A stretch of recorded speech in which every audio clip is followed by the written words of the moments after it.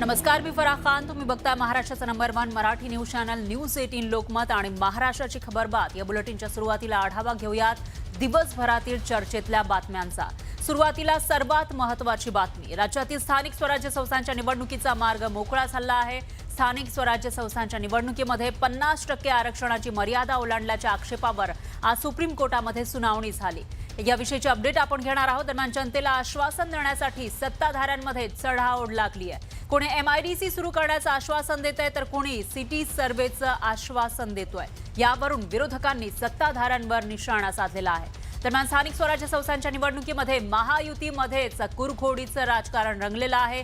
रवींद्र चव्हाण यांच्या एका वक्तव्यावरून वाद पेटलाय, तर महायुतीचे नेते सारवासारव करतानाही दिसतायत. दुसरीकडे हर्षवर्धन पाटलांनी मंत्री दत्तात्रय भरणेंना चिमटा काढलाय, तर अजित पवारांना सुद्धा त्यांच्या गुलाबी जॅकेटवरून टोला लगावलाय. त्यामुळे प्रचारामध्ये भांग आणि कंगवा जॅकेटची चर्चा रंगलेली आहे. तर नाशिकच्या कुंभमेळ्यामध्ये साधू महंतांना राहण्यासाठी तपोवन परिसरात साधू ग्राम उभारलं जाणार आहे आणि यावरून उद्धव ठाकरेंनी सरकारवर टीका केली आहे. भाजपचं हिंदुत्व हे धुतांड असल्याचं ठाकरे म्हणालेले आहेत. या सर्व बातम्या आपल्याला या बुलेटिनमध्ये सविस्तर रूपाने बघायच्या आहे. सुरुवातीला आजची सगळ्यात मोठी बातमी आहे ती म्हणजे सुप्रीम कोर्टामध्ये जी सुनावणी झाली स्थानिक स्वराज्य संस्थेमधील आरक्षणाविषयीची, ती बातमी आपण बघणार आहोत. राज्यामधील स्थानिक स्वराज्य संस्थांच्या निवडणुकीचा मार्ग मोकळा झालाय. स्थानिक स्वराज्य संस्था निवडणुकांना स्थगिती देण्यात आली नाहीये, तर जिल्हा परिषदांच्या निवडणुकांचा धुरळा उडणार असल्याचं सुप्रीम कोर्टाच्या सुनावणीत स्पष्ट झालं.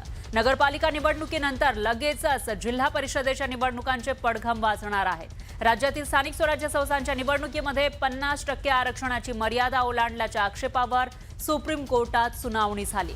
सरन्यायाधीश सूर्यकांत आणि न्यायमूर्ती जोयमाला बागची या 2 सदस्यीय खंडपीठासमोर या प्रकरणाची सुनावणी झाली. तर मनपा, झेडपी आणि पंचायत समित्यांच्या निवडणुकांना विलंब नको असं कोर्टानं स्पष्ट केलं आहे. मात्र 57 नगरपरिषदांच्या निकालामध्ये या प्रकरणाच्या अंतिम निर्णयानंतर ते निकाल अवलंबून राहणार आहेत. तर पुढील सुनावणी ही 21 जानेवारीला होणार आहे. मात्र काही ठिकाणी होणारी निवडणूक थोडी वेगळी असेल असं न्यायालयानं म्हटलेलं आहे. तर सुनावणीमध्ये नेमकं काय काय झालेलं आहे आणि सुप्रीम कोर्टानं काय म्हटलंय ते आपण ग्राफिक्सच्या माध्यमातून बघतोय.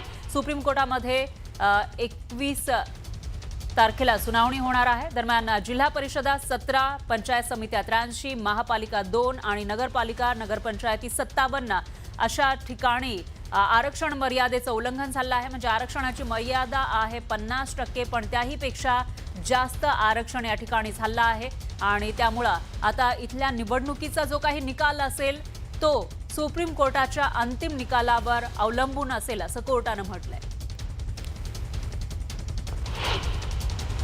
स्थानिक स्वराज्य संस्थांच्या ज्या निवडणुका होत्या त्या सुरळीत जशा डिक्लेअर झाल्या होत्या तशाच राहणार आहेत. त्या शेड्यूल प्रमाणेच होणार आहे. जिथे 50% पेक्षा जास्त रिझर्वेशन जिथे एक्सीड होतं त्या ज्या जागा आहेत त्या subject to the outcome of this petition राहणार आहेत आणि ज्याच्यावरती 50% ची लिमिट क्रॉस होत नाहीये त्या प्रत्येक पंचायत समिती असो, जिल्हा परिषद असो, म्युनिसिपल कॉर्पोरेशन असो किंवा अजून काही, त्या जशाला तशा चालू राहणार.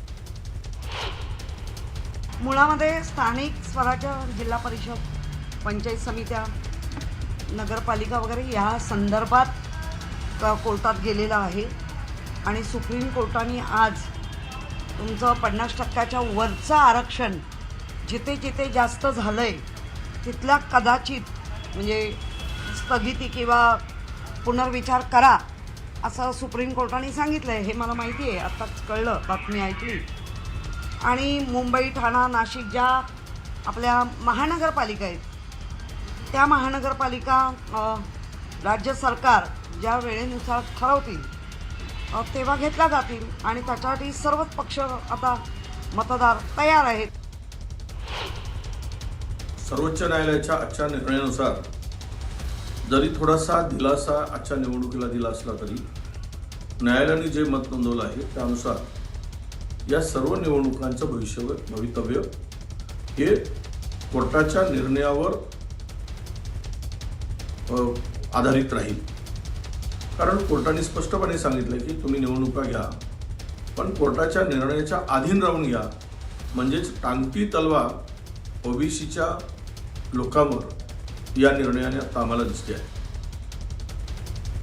दरम्यान नगर परिषद आणि नगरपंचायतीच्या निवडणुकीमध्ये जनतेला आश्वासन देण्यासाठी जणू सत्ताधाऱ्यांमध्ये चढाओढ लागली आहे. कोणी MIDC सुरू करण्याचं आश्वासन देत आहे, तर कोणी सिटी सर्व्हेचं आश्वासन देतोय. नगर परिषद निवडणूक प्रचारामध्ये आश्वासनांचा महापूर आलाय. सत्ताधाऱ्यांकडून अक्षरशः खैरात केली जाते, त्याचा प्रत्यय जनतेला येऊ लागलेला आहे.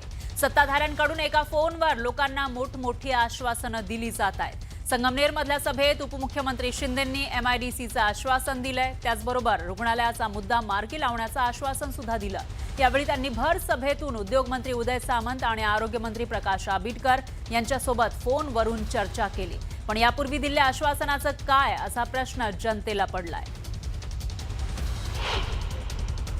उदय सामंतजी, मी इथं पांढरकवड्यात सभेत आलोय. लोकांची मागणी आहे, इथे रोजगार नाही मिळत, इथं MIDC पाहिजे, जागा द्यायला तयार आहे.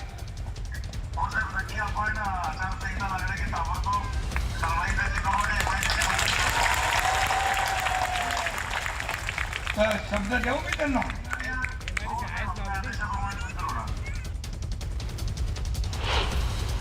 उदय सामंतजी, इथं अमोल खताळच्या संगमनेरला मी आलोय आणि त्यांची मागणी आहे MIDC पाहिजे.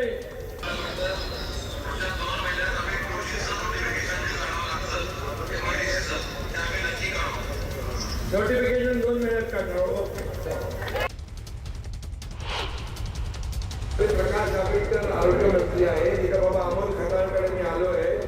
तिथं त्यांचं म्हणे कॉटेज हॉस्पिटल आहे, पहिल्याची दुरावस्था, महिला आणि बाल रुग्णालय 100 बेडचं हॉस्पिटल आहे, बंद आहे, ते चालू करायचंय. काय करणार तुम्ही?